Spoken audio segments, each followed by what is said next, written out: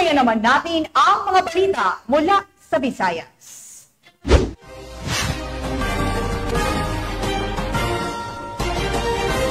Agara naman ang pagresponde ng pulisya sa mga biktima ng nawawasang buhawi na dulot ang bagyong Aghon sa Labesares, Northern Samar.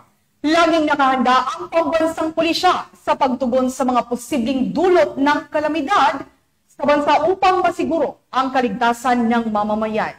Ang detalye mula kay Patrolwoman Cristel Palapot.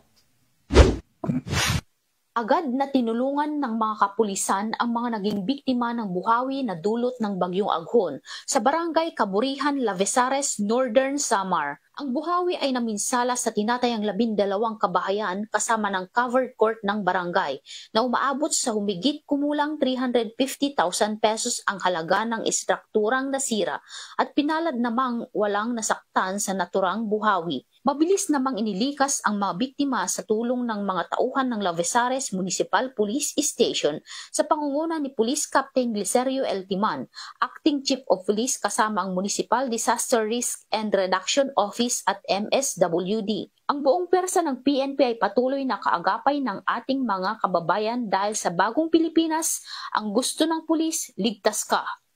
Mula dito sa Eastern Visayas, ako ang inyong PNN correspondent, Patrolwoman Palafox, alagad ng batas, tagataguyod ng Balitang Pulis. Maraming salamat, Patrolwoman Palafox.